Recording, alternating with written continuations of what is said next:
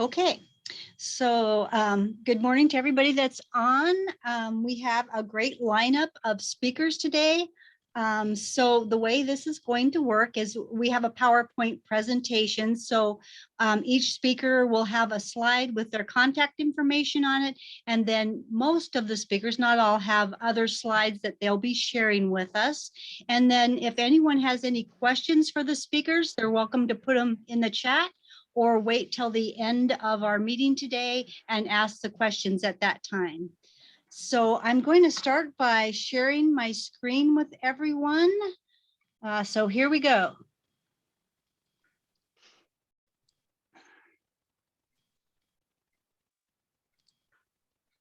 So as everybody knows, our topic today is winter readiness.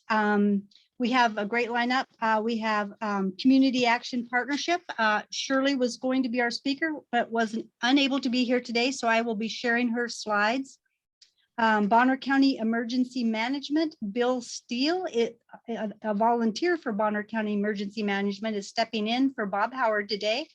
From Avista, we have Annette Long, the Demand Side Management Manager, I guess is how you say it. Avista. Firewood Rescue, we have Eileen. Did I say that right, Eileen? Eileen Esplin, the Director of Firewood Rescue. And from Red Cross Northwest, we will have Deb Crosby, who is the Be Red Cross Ready volunteer speaker. So I'm gonna just move on. So Shirley, like I said, Shirley was supposed to be here today, but she is not able to be with us today. So today we're talking about mainly the thing that we look to the assistance partnership for is their energy assistance. We get a lot of requests from our clients for their energy assistance program, and that is due to start on November 1st this year. Energy assistance applications are available by calling Community Action Partnership at 208-255-2910 or by email request at s.paulison, that's PAULISON, at CAP, the number 4, action.org. You can also get an application starting on November 1st at their location, which is at 1506 Baldy Mountain Road here in Sandpoint. And you can drop that application back off to their location by placing it in the slot in their front door. They can also mail an application to a client or to you by request. Their office is still not open yet for clients to come in. They also have a weather assistance program, which helps people with low incomes to permanently reduce their energy bills by making their homes more energy efficient. This may include attic, wall, floor, and duct installation, testing space and water heater equipment for repair or replacement, and other minor repairs to increase the safety and affordability of their home. Both homeowners and renters with low incomes may qualify for the weatherization assistance. Written authorization is required before the services can be provided. And they can contact 1-800-326-4843 or email wx@cap4action.org for additional information and to determine eligibility for any of these services. And any other questions you might have, Shirley is always happy to talk to you on phone or by email. So next up, Bob is not able to be here, the Director of Bonner County Emergency Management, but he asked Bill Steele, who we've already met. He is a volunteer for Bonner County Emergency Management, and he is going to be our speaker today for Bonner County Emergency Management. Okay, Bill, it's on to you. Okay, thank you very much. Appreciate the opportunity to come and speak. On behalf of Bob Howard and the county commissioners from Emergency Management, we're glad to be here and supporting your information. I take a little bit different action at winter emergency approach. I take a slightly different approach as Bob does. So the first thing that I do is start out with a question is how many people in your group and in your contact lists know about Nixle, Nixle? And we have 1, 2 hands. Eileen should know about Nixle. Eileen, did you raise your hand? Oh, okay. Andrea. Nixle is part of an area-wide, but certainly in Bonner County, emergency notification public alerting system. And it's very simple to do. From your cell phone, you just dial 888-777 and you enter your zip code, or actually it's the other way around. You put your zip code in and then text to 888-777. That then connects your cell phone. If you have landlines and office numbers and you would like to receive emergency notifications, then it is Nixle, Nixle.com, and you can register your home phone or office phone and get a voice message rather than a text. Andrea has a question, but I don't know how to get to the question. Okay, let me look at that.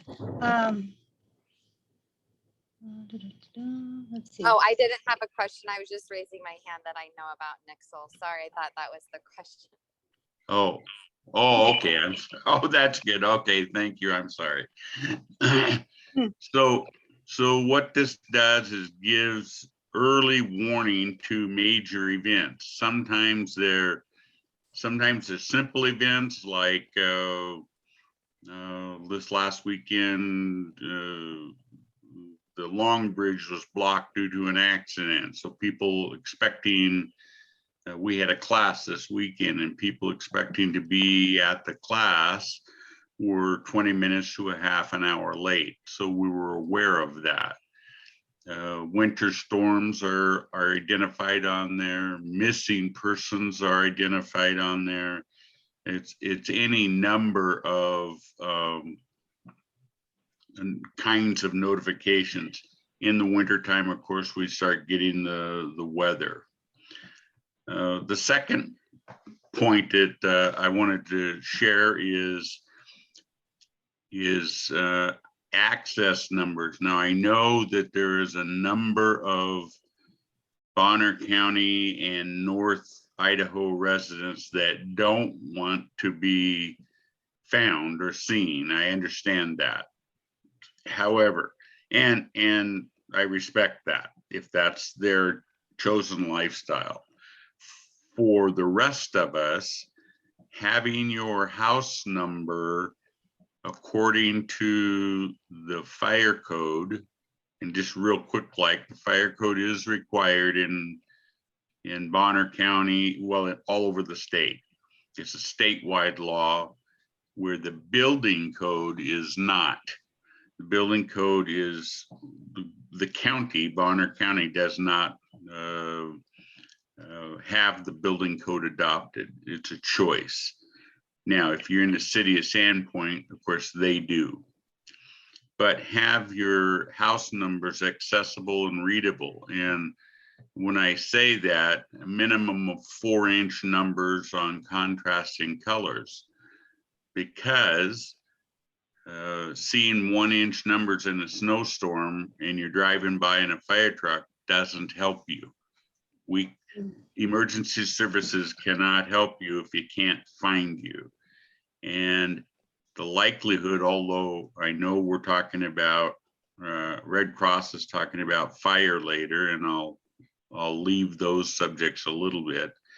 The likelihood is that it's going to be some type of an emergency other than a fire, that the fire department or sheriff's office or road department is whatever is going to be attempting to locate you. So get your numbers out on the street in the front of the house, at the end of the driveway, big numbers, 4-inch, 6-inch. The fire code says minimum of 4 inches to help. So now let's move to a little bit of actual winter items. The first one I want to spend a minute talking about is snow loads.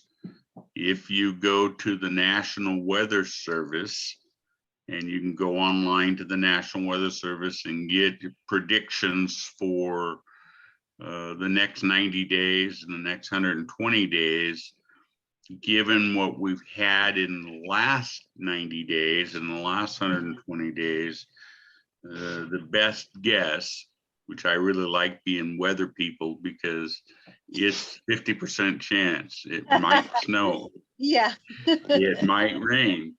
So if we have the snow that is described in the statistical analysis, what they call the models, we could be dealing with some snow load issues this year, in particular for single family residences. So the message is manage snow load, and that's much easier said than done. Managing snow loads is a dangerous scenario that needs to be done with some assistance and some safety in mind. So just pay attention to that. The normal construction is about 30 pounds per square feet of snow, and that is about the 18-inch mark. So depending on the slope of your roof, more than 18 inches, you're pushing the snow load for single family construction, generally. Obviously, depending on the kinds of construction and the slope, there's lots of differences there.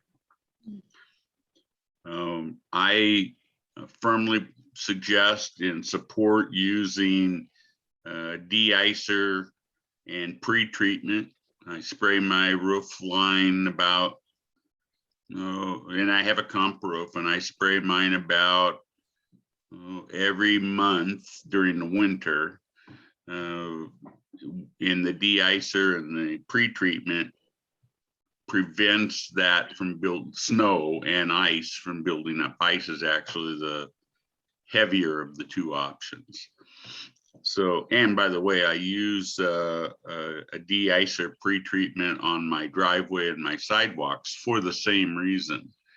I have much less snow in my driveway to deal with if it's pre-treated, so that it doesn't ice up and it moves down the driveway as it's supposed to. That's just a quick, and there are a number of sites that people can get information on the de-icer materials and the pre-treatment. I can stand on the ground and use my wand, so it's not dangerous to, you're not climbing ladders to do that de-icer. So outside for early winter, right now is the time that you should be draining and covering your exterior faucets. So wherever you've got water faucets going outside, they need to be prevented from freezing up and potentially cracking a pipe, which then leaks water into the residence and into the building, whether it's a commercial building or your private residence. Those are styrofoam slip-on cups that have a little rubber band, and I usually fill that with a little bit of insulation and right onto the faucet. They're inexpensive, and it's a good insurance policy that you're not going to freeze up your pipes on the outside. My house only has 2 of them, so it's pretty easy to do, about 5 minutes worth of work. And your other speaker has already talked to you a little bit about winterizing. The one other thing I'd like to add into winterizing is as tough of a job as it is, we need to clean out the gutters. You're going to have a lot more buildup of snow and ice and water and materials and wind-driven materials. It's good to start the season with cleaned out gutters. Whether you have that done, if you're going to do it yourself, obviously it's a safety hazard, so be careful with that. The other one is to have your chimney inspected. It's a good time just before the winter season to get the chimney clean, if you're a wood burner at home, to get the chimney inspected and cleaned. Particularly, we're looking for the buildup of the creosote, and we're looking for the stability of the chimney above the roof line. Some winds can take chimneys down, some storms, some branches can take chimneys down if they're not in good repair. It's better to have it checked before the event than having to deal with a broken down chimney after the event. We always talk in our sessions with my volunteers about disaster kits, and a little bit of food storage. I'm not talking about a prepper level, but you could be a mini prepper and have 3 to 7 days of emergency food kit in your house, and the same kind of a emergency disaster kit in your vehicle, because you don't know where you're going to be at the time of the emergency, bad weather, winterization, whenever it's going to start. So it's a good idea to and the Red Cross, bless their heart, and lots of other organizations have great disaster checklists. So I'm sending Jackie a version of this whole thing, all of my notes in a checklist, but you can go to FEMA, you can go to the Red Cross, and virtually everybody talks about disaster kits. Include enough water for 2 or 3 days for 2 people or 4 people, however many you have in your residence. And then the last one, because Bob said, or actually Jackie said, I could only do 15 minutes. I know. And this is usually a 2 or 4 hour presentation, so I've cut it out. But the last one that I want to talk about is emergency generation. And I do that from a firefighter safety point of view, emergency responder point of view, and households. If you're in a zone or an area that you lose power on occasion, and you can't get by without some minimal amount of power, then the home generator systems are very good. They're a little bit pricey, but they're coming down significantly over the last 5 years. I put one into the fire station 5 years ago, and we were at $60,000, but we're also a commercial, very large complex building that needed that much. Household generators are under $3,000 now installed. But that's the important part that I want to talk about.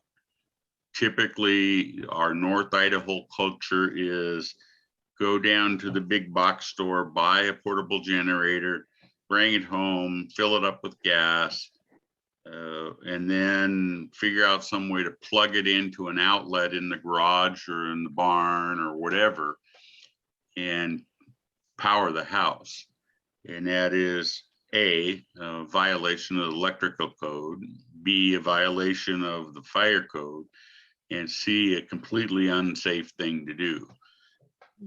If you're going to have a emergency generator for home, make sure that you go the extra mile and get a transfer switch They're called cutout switches or transfer switches. And what that does, just in basic electricity, if you think about this, if I have no power in my house and I put a generator on and I feed power back through the same lines, I go back up to the transformer on the pole, and now I'm sending 7,600 volts down the wires that are laying in the road, broken down, that fire departments and road crews are trying to deal with. Extremely dangerous. I actually witnessed a fatality from that exact scenario. Years and years and years ago, a firefighter died on a scene, and firefighters are specifically trained not to touch wires. This young person decided to forget that part of the training, so cost him his life. For our purposes, a cutout switch, and they're now with technology, they're fairly inexpensive. They can be manual or automatic. Obviously, the more automatic it is, the more convenient it is for your household. But mine here at home is a manual transfer switch. Power goes out, I go down to my power box and I physically flip a switch, and it cuts all power connection from my panel to the electrical grid. And now I can charge my house safely. Wow. So with that, I have a number of other things that I normally cover, but when you told me Red Cross is covering the inside of the house scenarios, I think I'll leave those for her. They do a really good job of checklists and preventing that. So I guess at this point, I'll just ask if there are any questions. Let's see. I have a question, Bill. Okay. You talked about the item, the defroster that you put on your roof and sidewalks.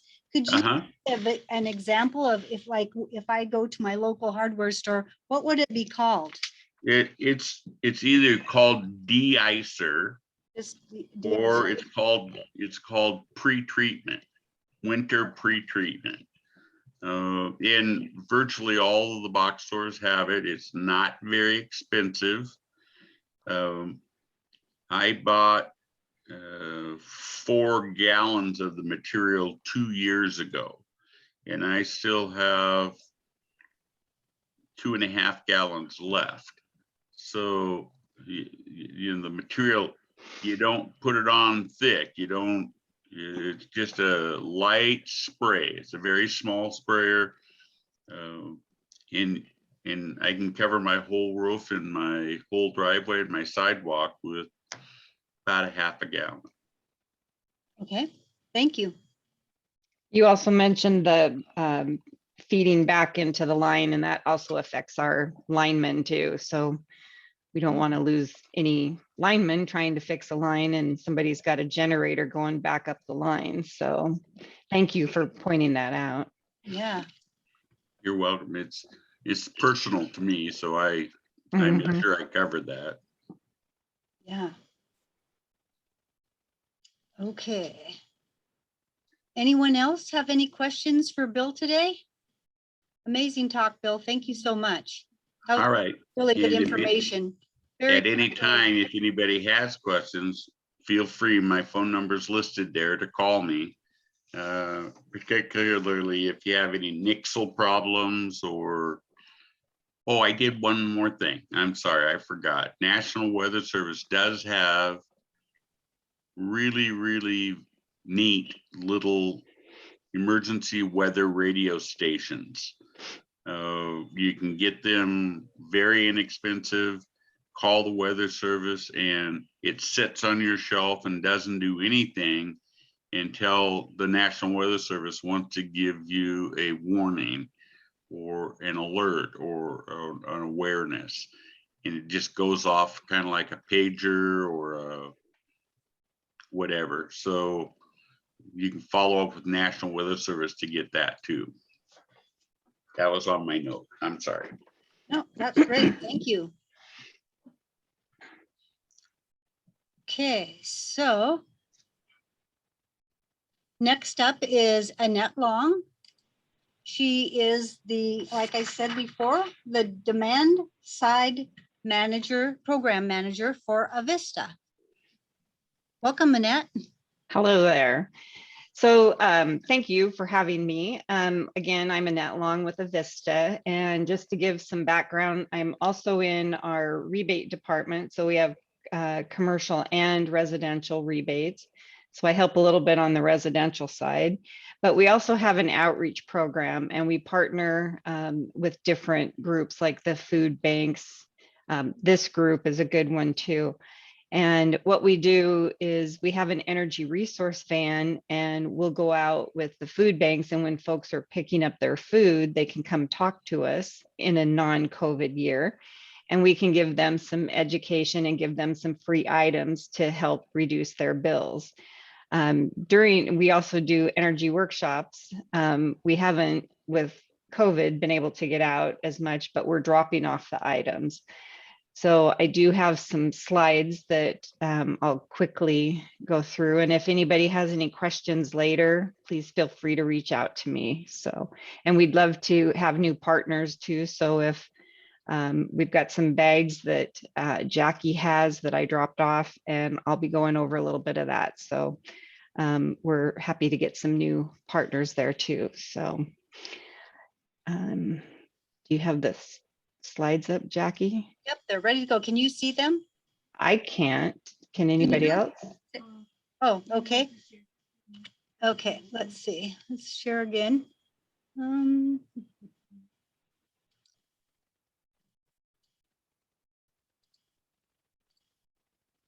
Okay. There we go.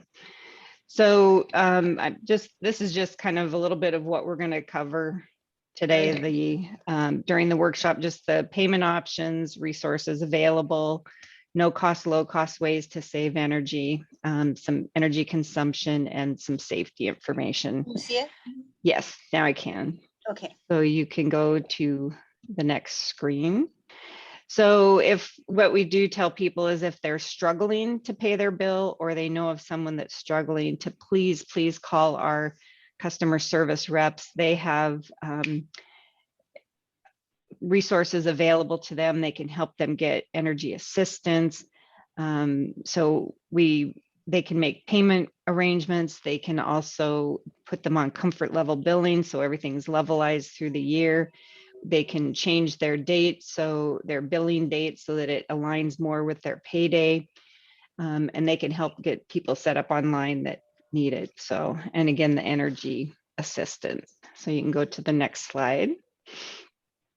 We do have some online tools, the high, low, and average use.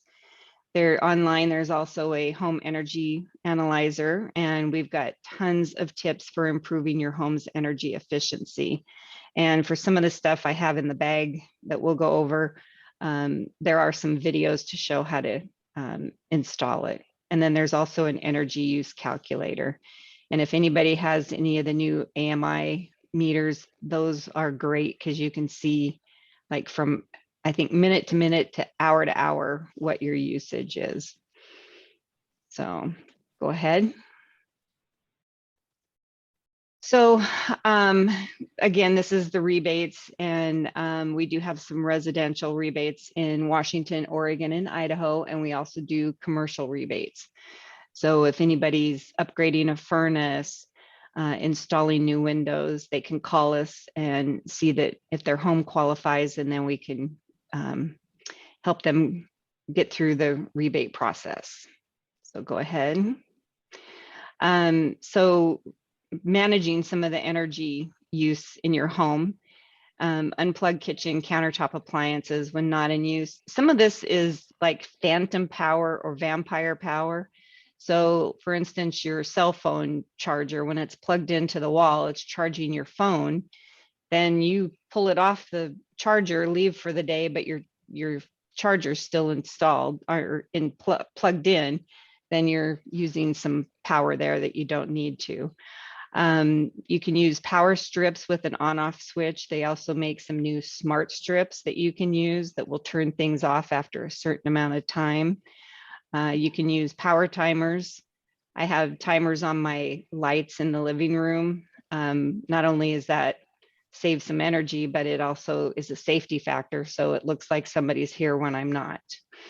And of course, use clotheslines instead of dryers. Go back to the old fashioned way of drying your clothes when you can. So go ahead. There's some other no cost energy efficiency things here. Set your refrigerator temperature between 37 and 40 degrees, your freezer between 0 and 5. Use full loads for your washer, your dishwasher, and your clothes washer. Fix your drippy faucets, because if you've got a drippy faucet, you're one, losing water, but two, you're wasting hot water because your hot water tank is always going. So also set your hot water tank at 120 degrees and take shorter showers. Anything above 120 degrees is a waste of energy, and it could be a safety concern. And then the refrigerator coils on your refrigerator, they are usually at the bottom or the back. When those get all plugged up with dust, dirt, pet hair, that means your refrigerator is working twice as hard to cool the food in your refrigerator. So vacuum those off maybe every 3 months or so. And they also have some refrigerator coil brushes you can get, so you can get back there and get all that up. Okay, go ahead. The other thing we talk about is drafts. A draft in your home is one of the biggest energy zappers, and they can come in various ways. So if you have a 1/4 inch gap in your door or window, you basically have a softball size hole in your wall.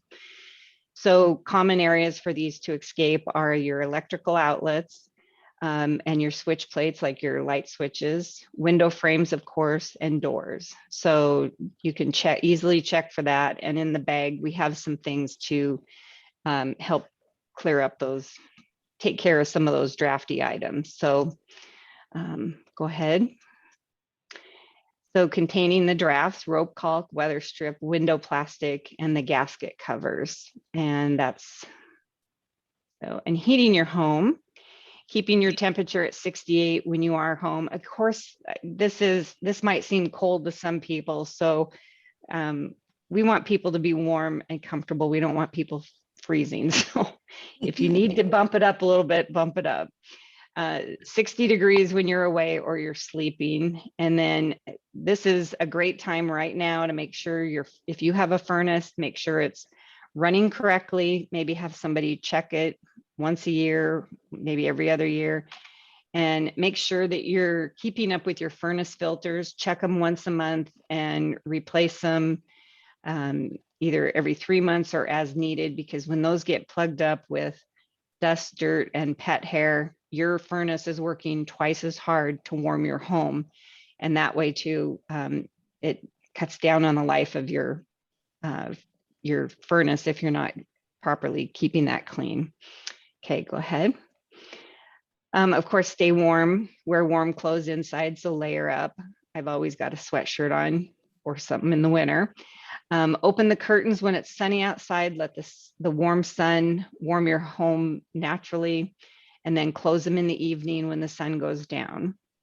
And then move your furniture away from registers. So if you've got a couch in front of a either baseboard heater or over a register for a furnace, then you're kind of blocking some of the warm air. And also we say if you can move your furniture away from drafty windows, like if you've got a couch sitting by a drafty window, if you can rearrange the furniture to get away from that in the winter, that helps too. Okay, go ahead. Again, rely on natural light when available. Turn off the lights when leaving a room. Turn off other lights and just illuminate your task if you're like working at your desk or something. Consider the 3-way fluorescent lamps or the LEDs. They also come in 3-way. Use timers when on vacation or even when you're not. And use the lighter colored lampshades to enhance the light output, and go green with solar powered or daylight sensor security lighting. So go ahead. We have mostly what we're giving away now are the LED light bulbs. The compact fluorescents are 75%. They use 75% less energy, and the LEDs are 90% efficient. So they all come in like the 3-way dimmable. You can use them outdoors. Some of the LEDs, you do have to check the package, because sometimes they'll say they're not safe for a fully enclosed fixture. The LEDs, you don't need to worry about recycling. The compact fluorescents you do. There's just a little bit of mercury in there. So what they do is, if you take them to like Home Depot or Ace Hardware, some of them have receptacles where you can drop them off. And that way with the compact fluorescent, they'll recycle what they can and properly dispose of the mercury stuff. So, okay, go ahead. This is kind of like a nutrition label for lights. So if you like the brightness of the lights, look down at the light appearance there where it says warm 2700 kelvins, or it'll go up higher if you want the cool kind of bluish light. And the lumens is what you're looking at. So the brightness, I believe this one's for a 60-watt light bulb, and there's 870 lumens. So if you need more light, go with a higher wattage, like the 100-watt light bulb will give you 1600 lumens. So, and then this will also tell you the energy used, and up here it will also tell you the yearly cost. And the base, the life of the light bulbs for LEDs is pretty much 7 to 9 years. So go ahead. Okay, to go back to the storm issue. When there's a storm coming, our folks also are watching the weather, and we'll be taking folks off of regular construction jobs. We'll be preparing for the outages that we may have. Sometimes some of these storms have been worse than what's been predicted, and it's taken a little bit longer for us to get the power on. We don't like to have outages, but we work as quickly as we can to get them back up.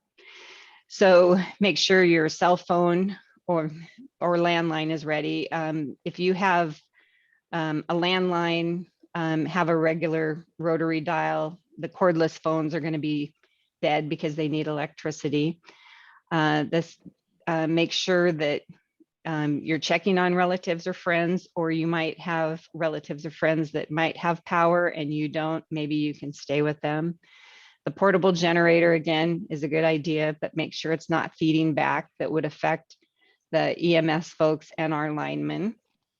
And then make sure that you have checked in with your physician. Make sure you've got enough medications, anything else, if you're on oxygen, that kind of stuff. There's usually shelters that will list, or if you have relatives or friends, if you're on oxygen and need power. And again, a generator would help with that too.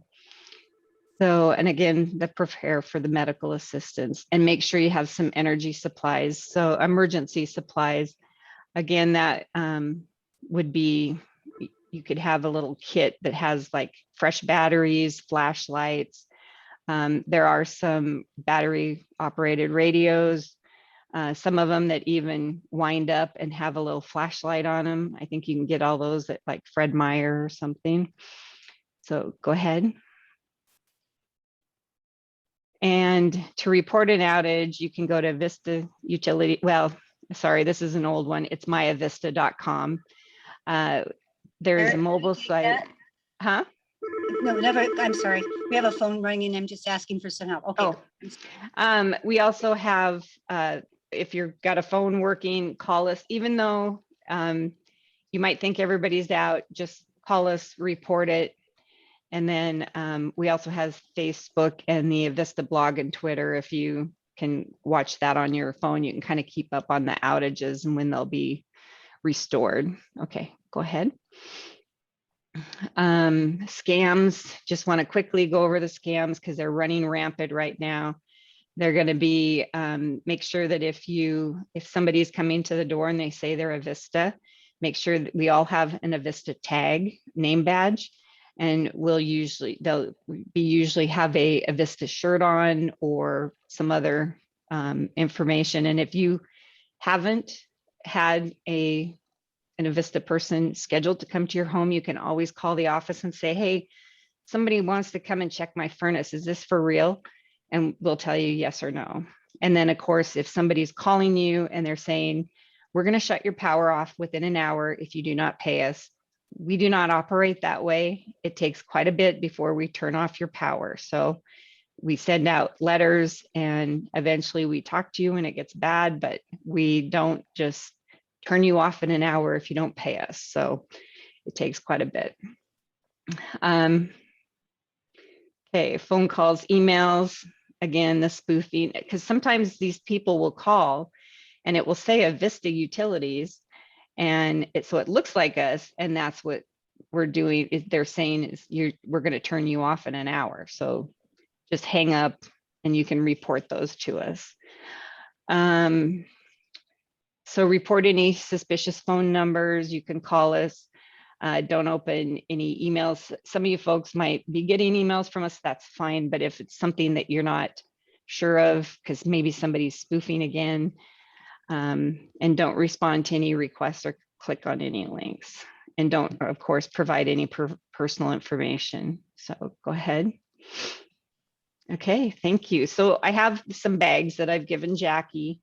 In those bags are the tote that you can take to the grocery store, because now they're starting to charge for plastic bags, at least in Washington. There's a blanket there so that you can, it's a little throw so that you can, if you're sitting on the couch, cover up. Some people put them in their car also. Some people use them when they travel on a plane. There's also a package of window plastic in there that will cover up to 5 windows. And there's some instructions on there on how to do it. Weather stripping for your doors. There's a night light, and there's some literature on there and 4 LED light bulbs. And then what I've also included is our summer kit with the outage preparedness, which has 2 LED light bulbs. And then there's also a phone charger in there and a smash light. So the phone charger can be charged either through an electrical outlet or the sun if you need to use the solar part. Make sure you have that charged up, and then when there's a power outage and your phone goes dead, you can charge it. So I believe that's everything, and there's more information in the kit too on the outage preparedness. So Thank you so much, Annette. Hope I didn't go over time, sorry. No, you did. No, thank you so much. That was wonderful. Great information. Any questions for Annette? I have a question. Can you hear me okay? Yes. Yes. Hi, Annette. Thank you so much for the kit. Well, I'm so impressed.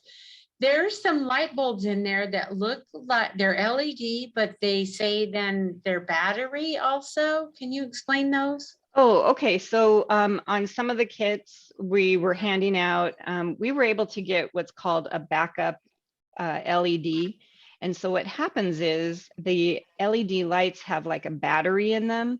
And if the power goes out, then I believe you can flip a switch on that, and then you would have light in your, like, say it's your table lamp. Oh, Yeah, so we were able to get some, and some of the kits we had just regular LEDs because we were limited on what we could get for the battery backup.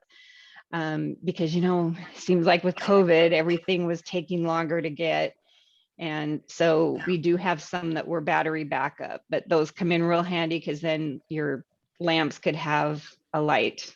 Yeah. Well, so you can illuminate your living room. So during an outage. So thanks for Great. bringing that up. Sorry, I forgot about that. No, thank you so much. I thought that was genius. Yeah. Any other questions? Thank you again, Annette. That was wonderful information. I'm gonna go on and let's see, where did my next up, we are, let's see, sorry about this. Next up is Eileen Esplin, the Director of Firewood Rescue. Welcome, Eileen.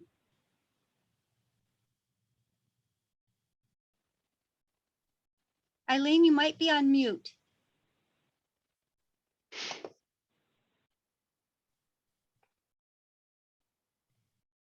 How about that? Is that great?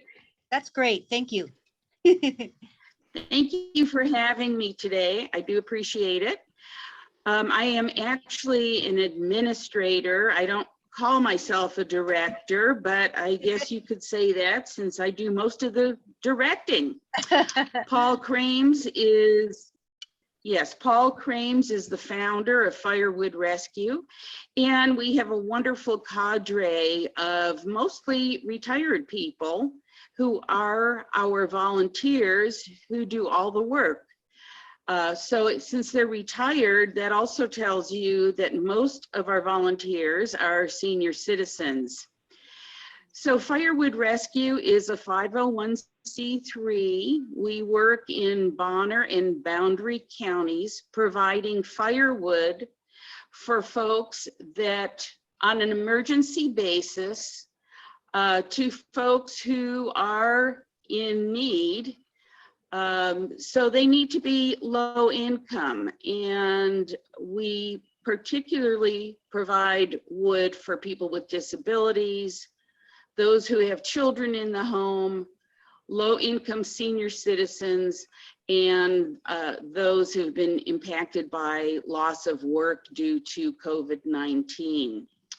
So we work off of an email address, which you can see on this slide. It's firewoodrescue2020@gmail.com. And I am the one that replies to those emails. So anybody can be referred to Firewood Rescue. And I make contact with folks who email this to this address. And that's done within 24 hours. So I'm pretty quick to respond. I check those emails multiple times a day. And unless I am really occupied, like in a meeting, I'm looking at those emails and responding. So ultimately, the recipient must agree with a firewood delivery. So anybody can refer somebody, but it's the recipient that would have to agree to a delivery.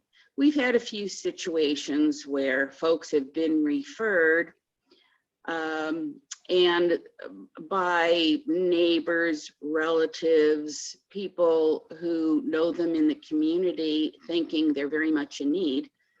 And yet, if the recipient does not want to receive wood, or they don't meet the criteria, then we have to consider that. So we will never impose firewood on anybody. We use similar criteria that the Community Action Partnership uses as far as income, number of individuals living in the home, etc. But since we are not a government agency, we have a little bit more flexibility, and we try to err on the generous side to make sure people have firewood. So you can see the form that's up on the slide right now. That's our application.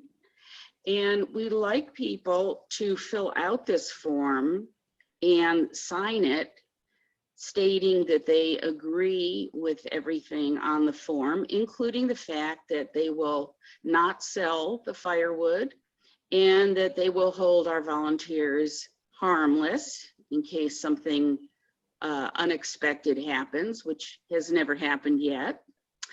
And then sometimes I ask additional questions like, what size firewood do you need in your home? That's very important. And then if they are able-bodied, we will usually ask them to help with the delivery, which could mean stacking their own wood when it gets delivered. There have been a few folks who have been able to come out to one of our work parties and help cut up firewood in order to receive it. So we like people to participate whenever they can. Now we have another situation that I would like to bring to your attention, and that is we have been offered an enormous amount of downed trees in the community. And we also have several tree services that have delivered logs to our work yard. So we're right now being inundated with offers of free wood, way more than we could possibly use. If there are folks in the community who are able-bodied and are looking for free wood, they could also contact me through the same email, and I will try to connect them with private parties in Bonner and Boundary County who want their downed trees removed. And often it's seasoned already, it's really good firewood, but we have so much, we don't have any more space to put wood. We do believe we have plenty of wood to donate to the community this winter. So we want to encourage people to contact us through the email. And I actually call all the recipients. We have a conversation and determine if they qualify or not, how soon they need firewood. Is it really an immediate emergency, or could they wait a couple of weeks? And then I find our volunteers to deliver the wood, and I try to keep volunteers in their own neighborhoods if possible. It's not always possible, but we have a cadre of volunteers who just love to deliver firewood. We don't give wood away by the cord because most of our volunteers just have a pickup truck to deliver with. And as you probably know, most pickup trucks don't hold a full cord of wood. So we pack that pickup truck with as much as we can, and that is the load that we deliver. And once again, this is supposed to be an emergency. This is not, we're not a supplier. We do not sell firewood. We can take donations, and we're happy to have donations, but that is not part of the delivery. Just because you get a delivery does not mean we expect a donation. It is definitely not the case. So we like to deliver freely. Our volunteers are happy to deliver, and we really enjoy meeting needs in the community. So with that, I would say, do you have any questions?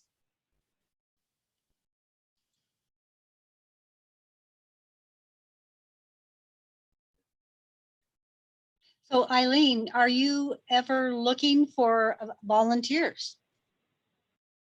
Very good question, Jackie. We love to have volunteers. We have quite a few volunteers that are absolutely faithful and come out every time we have a work party, which is usually on Saturdays in Salem. but not always. Sometimes we work during the week. Some of our volunteers come out every time we have a work party. And even if a volunteer comes once a year, we are so thrilled to have them. We really appreciate them. And like I said, they are a wonderful, wonderful group of generous folks in our community who do volunteer. So if you'd like to volunteer in any capacity, please contact me at the email address. You do not need to be skilled in order to volunteer. We have folks that stack firewood. We can show you how to do it. It's not real tricky. We have people that rake the rubbish up after we have split wood. So if you can do anything like that, please contact me. We would love to have you. Thank you, Eileen. That was great information. And I know that you guys are busy every winter and you fill a great gap in our neighborhood or in our community of folks that need firework that are truthfully having an emergency. So it's a great service that you guys have been supplying. And I know since you've been involved in it, the contact with the client has went so well that people are so pleased at the quick service and the thoughtful service that you give each one that reaches out to you. So thank you again for doing that for our community. Deb Crosby joined us today from Red Cross. Welcome. Good morning. I missed my mute button. Couldn't get it turned on. Well, we're so happy that you could join us. I know there was some communication problems as far as getting the link to you. So But that's okay. We got it in time, and I was just waiting for 9:15, and you were ready early. So sorry I didn't sign on earlier. We could have gone. Deb, we have your slide presentation ready. So Okay. I share the screen, which will include a slide that has your contact information, and then I'll advance the screen at your prompting. Okie dokie. Sounds I'm good gonna to me. do that right now.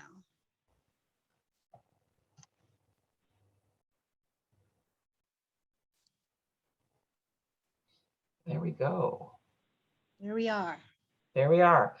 So yeah, this is me. I'm with the Red Cross Northwest chapter. I've been with the chapter for about 10 years. I've always been in preparedness.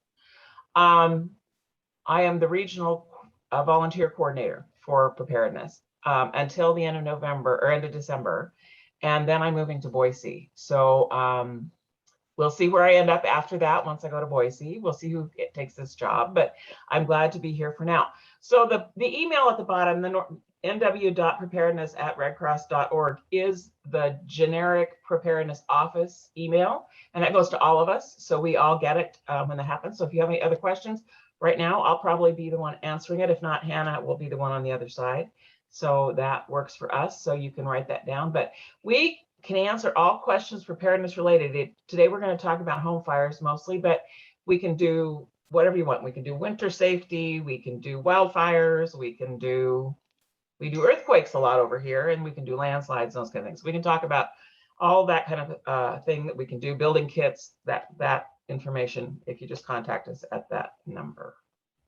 So if everybody's got that down, here we go.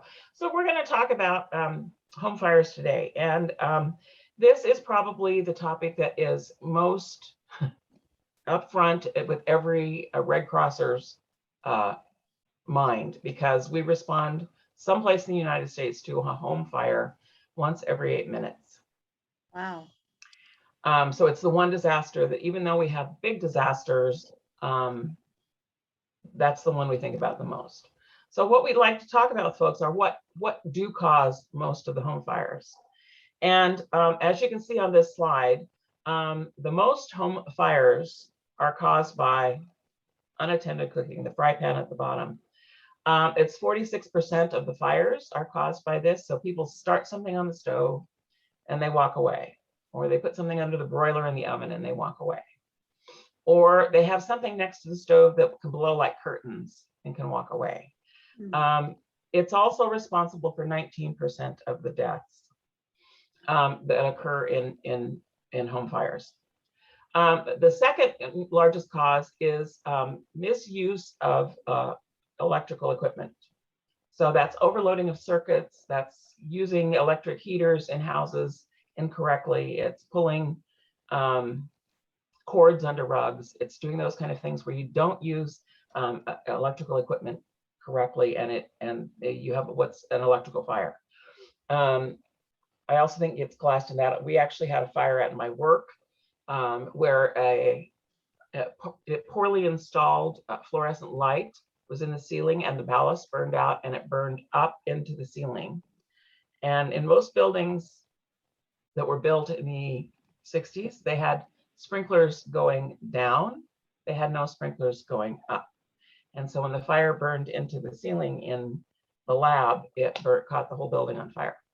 So you have to think things like that are in that too. So that's 25% of the fires. Excuse me. When you look at the two differences, this is the cause of the most deaths. 16% of the deaths are caused by malfunctioning electrical equipment, so not a fault of the people using it. The 19% are the things that it is caused by improper use of. So that's more people-oriented.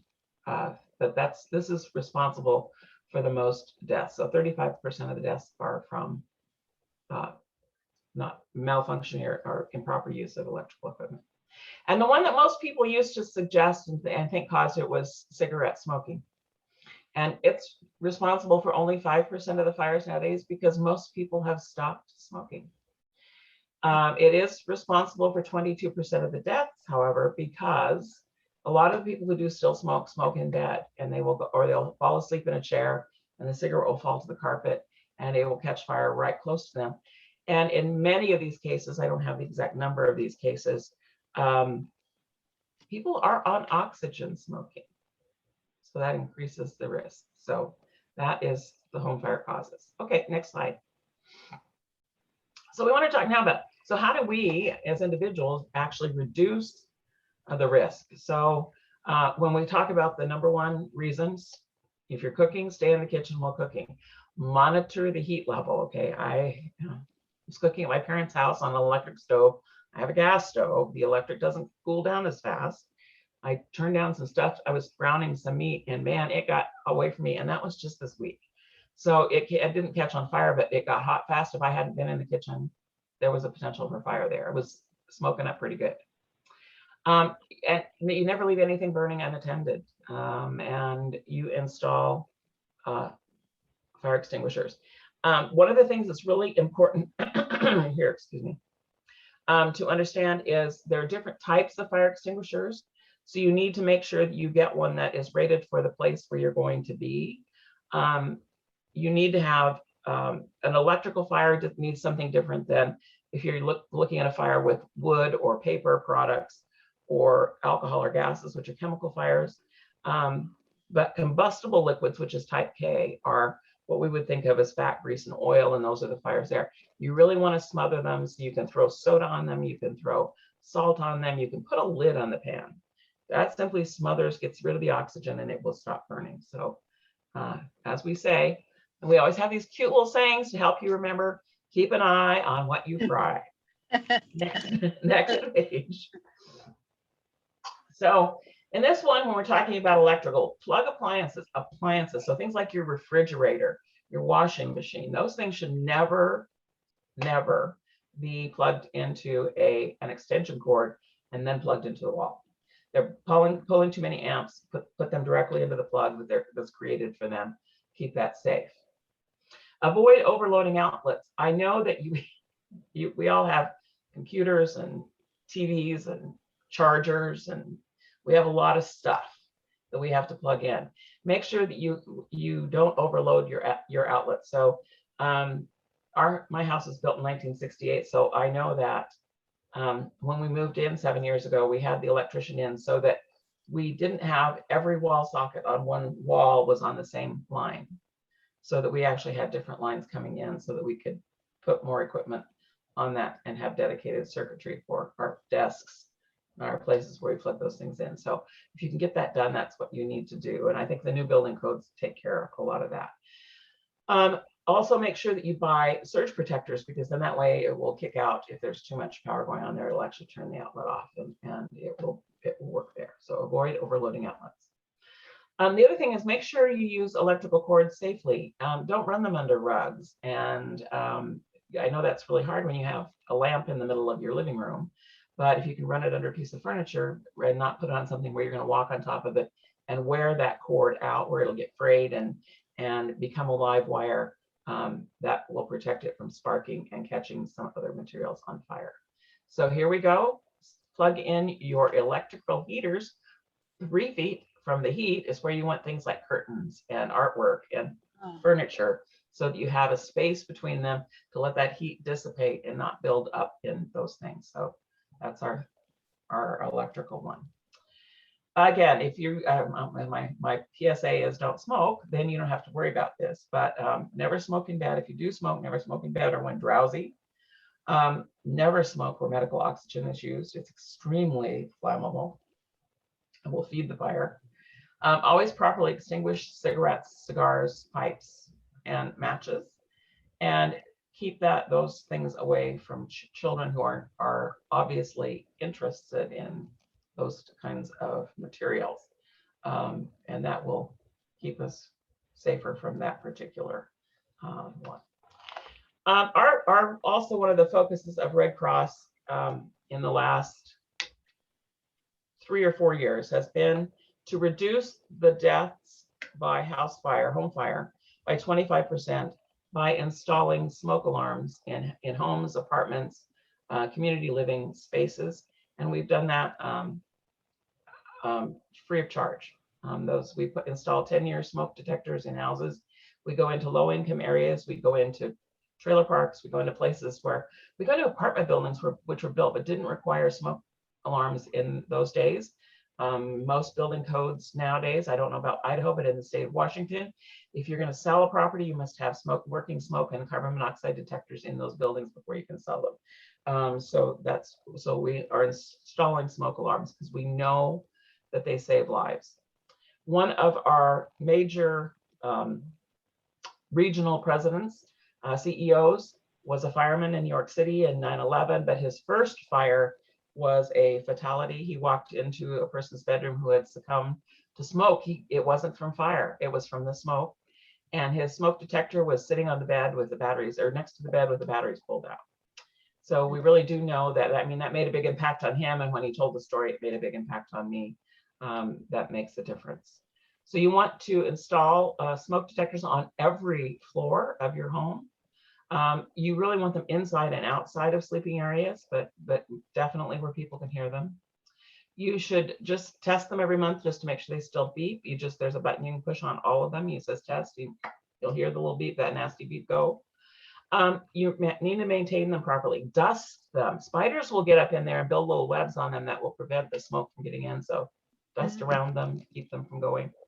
The new smoke detectors have batteries that will last for 10 years. They don't have to be wired directly, which is great because we don't have to carry around that pack of spare batteries that we can take the thing off and don't.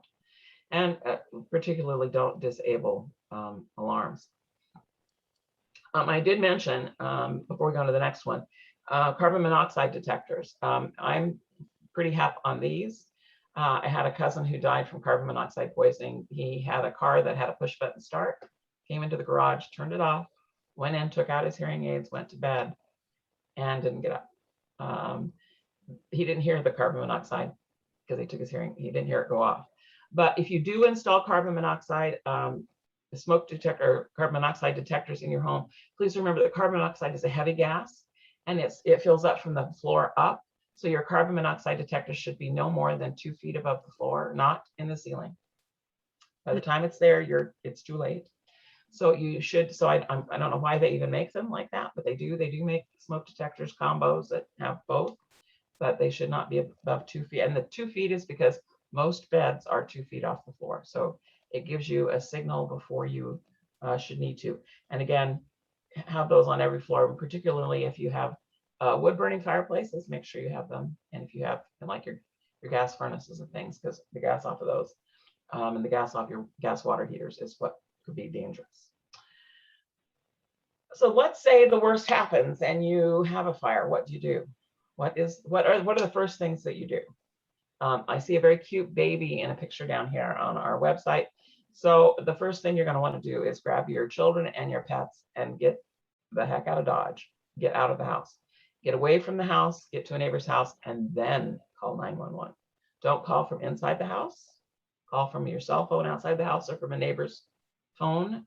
You want to get out and you want to stay out. And once you've left, do not ever, ever, ever go back. That's when most fatalities occur from people who've left the house or somebody trying to go in and save somebody or something else. And they go back and think, I have time to do it. Well, you don't, because the smoke, you can be overcome by the smoke. And that's when we see deaths that are pretty sad. If there's someone trapped in your house, tell them to open a window and signal that they're there, and then wait for the fire department. The professionals can go in and safely get people out, whether it's with a ladder from the outside through a window or whether they actually have their gear on with their oxygen and they go in. But they're the ones that are trained to go in and rescue people. And most fire departments are with just in a few minutes of getting to people's houses. That will make all the difference in the world. So get out and stay out.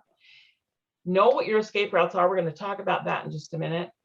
If there is smoke and I talk about fire burning smoke, get down because it goes up. So there's the difference between carbon monoxide and a fire smoke. So get near the floor, crawl to the exits, and meet outside and have a designated meeting space, especially if you have kids, so that you know you can count everybody and that everyone's where they're supposed to be.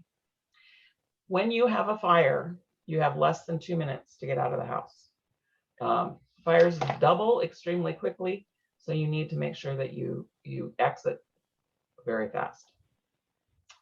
Okay, well, let's go to the next one. Let's talk about those escape routes.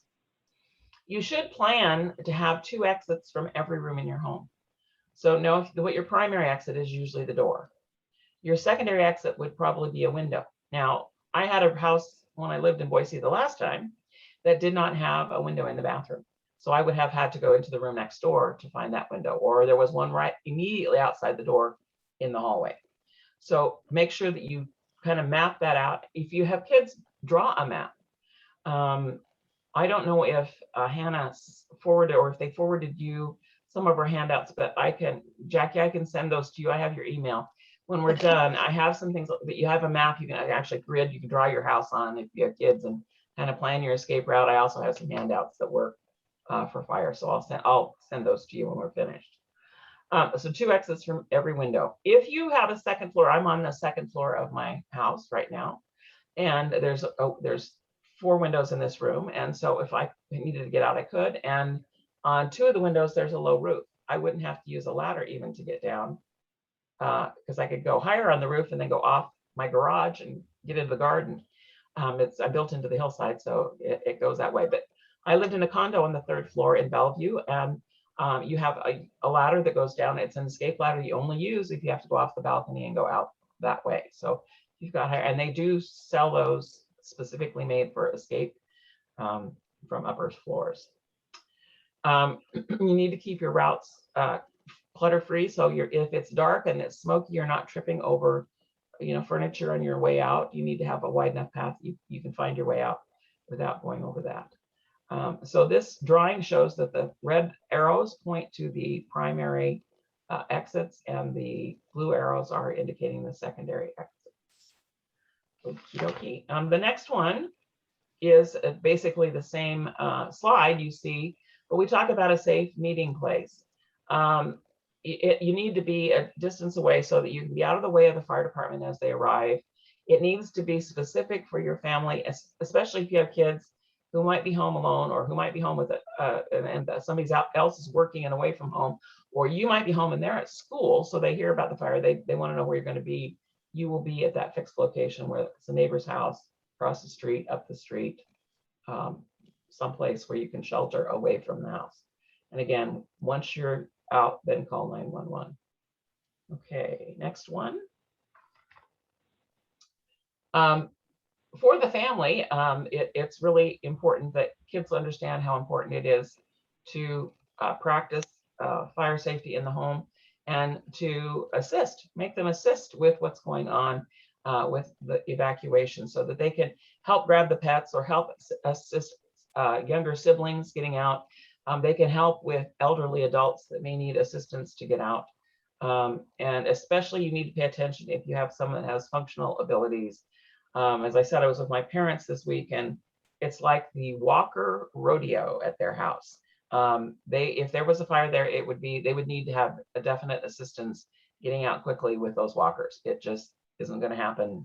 Mobility fast. Your mom's going to remember to sit down in the chair and let us pull her. Dad won't remember that, and so we'll have to make sure that he's on the move. But he will want to be checking doors and checking windows because that's the kind of guy he is. But you need to make sure that people that have need assistance get those assistance. And you need to practice with your pets. Cats will scurry under a bed and they'll stay there.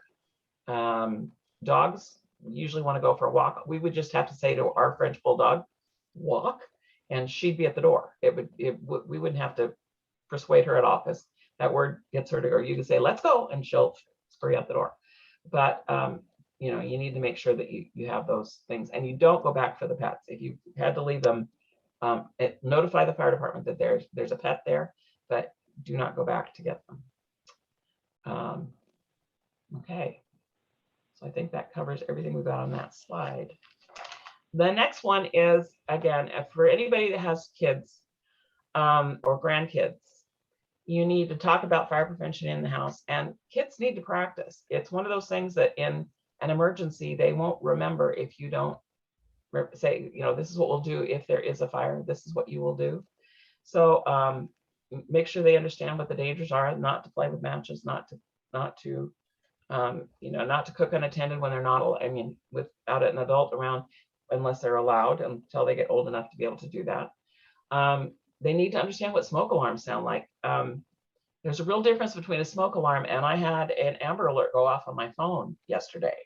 And I was going, what's that sound? What's that sound? Well, I did know it was my phone and it wasn't our smoke detectors, but kids might not understand the differences between those signals. So make sure that you show them what that looks like. If you have to use escape ladders from the second floor or open windows and use that, make sure that they can open the windows if they're in the room by themselves. Make sure they understand where your designated meeting place is, and teach them how to call 911. And operators are trained to ask probing questions to the kids to find out where they are, but that we only use 911 in a real emergency. Yeah.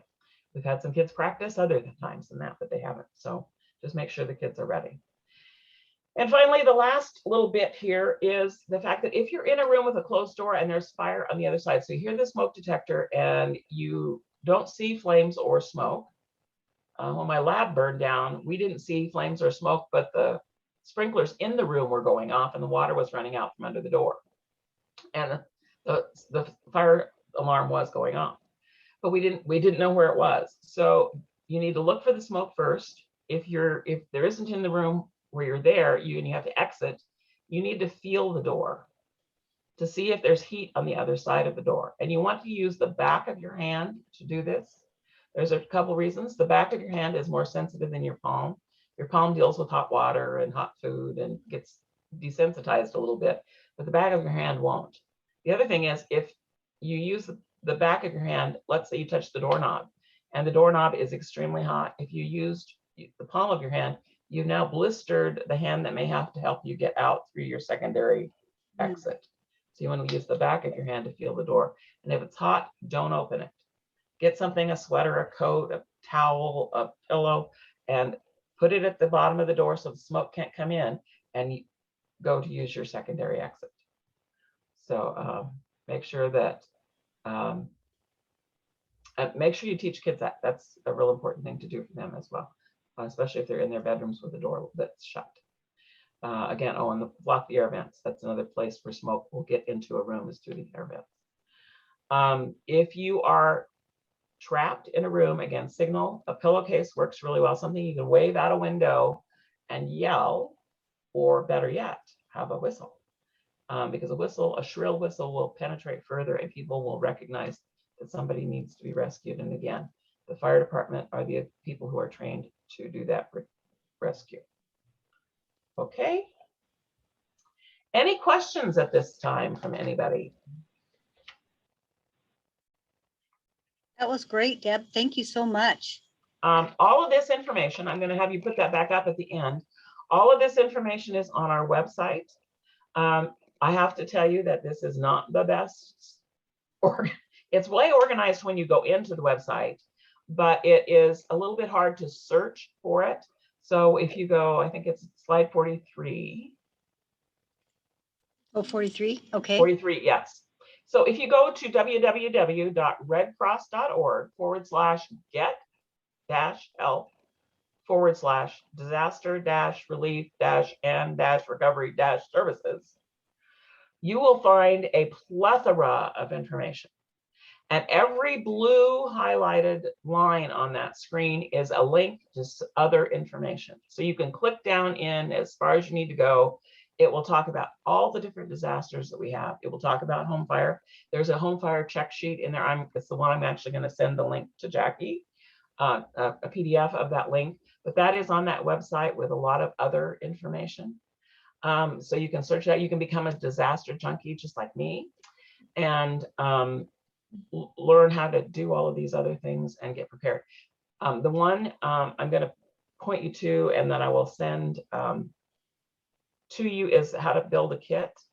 I think that's really important to have a disaster bag. I have a go bag in my car. I'm on the road. I was before COVID, I was on the road a lot with Red Cross. And so I have a bag in my car that I could actually be in my car 3 days, so they'd be fine. I have a go bag if I had to leave my house and go to a shelter that I have ready to go. And I have 2 weeks worth of food and water for me, my sister who lives with me, and our pets in our house if we had to stay here and couldn't go anywhere. And couldn't go to the store, couldn't go anywhere. So we would eat for longer than that because I have freeze-dried food that is a 25-year shelf life for those 2 weeks. And then we would eat first out of our refrigerator, then out of our freezer, then out of our canned goods. And so we could extend that out. But because we live in an earthquake zone, which has no warning, we have prepared that way for the earthquake.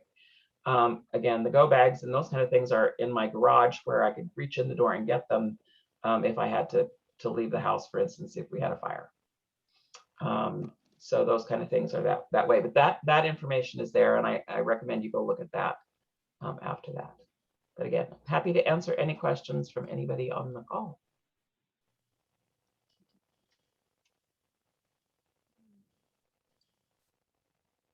Okay, well, I will then leave you to your day. And like I said, Jackie, I'm going to turn around and mail those things to you right now, so you'll have them to send out to the group. Thank you again, Deb, for joining us today. Awesome. You're awesome. And welcome to Idaho. Well, thank you. Well, I was born in Boise, so it's for us moving back, it's going to be going home. And my sister's up in Sandpoint. She sells food ingredients, and so she's up your direction. That's part of her territory. And she sells in Oregon and Idaho and in Washington. So yeah. Wow. All righty, we're excited. Thanks. Have a great day. Deb. Let's see. Okay, and so thank you everyone for joining us today. And Linus is going to join us for just to say goodbye and thank you for coming. Yeah, well, first of all, Jackie, I want to thank you again for such a great spin meeting, and thank everybody for being on. Thank you for your contributions. We really appreciate it. And like I said, I think everything was really valuable information. We couldn't have done this without you. And thank you for your support. That's all. Bye. Bye. Okay.